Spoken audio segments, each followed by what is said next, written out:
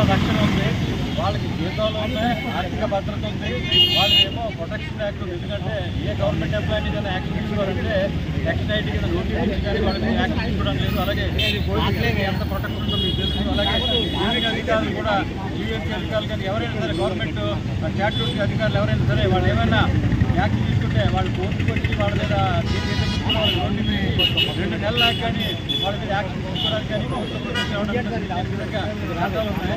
ఎటువంటి ప్రొటెక్షన్ లేకుండా ఉన్నది మాత్రం న్యాయవాదులకి.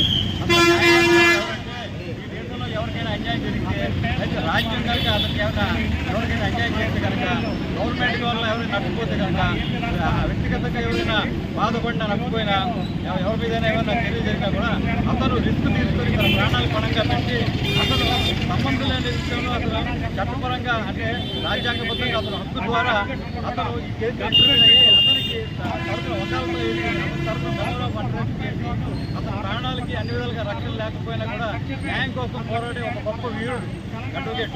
ఆ అడ్వకేట్ వ్యవస్థ కనుక ఈరోజు భారతదేశంలో లేకపోతే ఏం జరిగే అర్థాలు జరుగుతుంది కాబట్టి ప్రభుత్వాలు వస్తుంటే పోతుంటే కానీ జరిగిన అన్యాయాన్ని గుర్తించే వాడు మాత్రం న్యాయవాది. కాబట్టి అతనికి రక్షణ ఉంటే కనుక రాజ్యాంగం బ్రహ్మాండంగా అమలు చేసే విధంగా చర్యలు తీసుకునే విధంగా ఉంటుంది.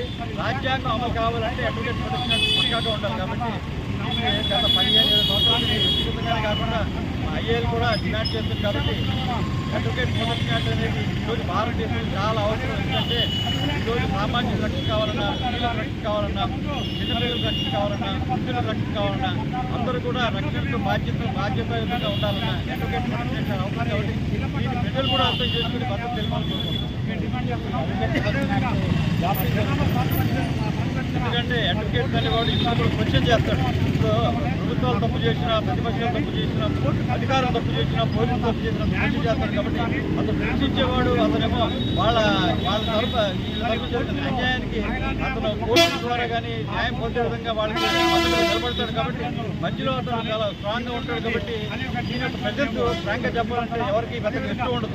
ఎందుకంటే వాళ్ళ అధికారాలు కానీ వాళ్ళ అధికారాలు ఉపయోగించి వాళ్ళు పనులు కానీ వాళ్ళకి న్యాయం చేయాలనుకున్నప్పుడు ఏదైనా అవుట్ ఆఫ్ ది వే చేయాలనుకున్నా ఏదైనా న్యాయంగా జరగాలి, రాజ్యాంగబద్ధంగా జరగాలి, రూల్ ప్రకారం జరగాలని వాదించేవాడు అడ్వకేట్. కాబట్టి అతను అందరికీ కూడా ఒక అడ్డుగా ఉంటాడు. కాబట్టి అధికారులు కానీ రాజకీయ నాయకులు కానీ అంత ఆయన్ని బలోపేతం చేయడానికి నా అభిప్రాయం.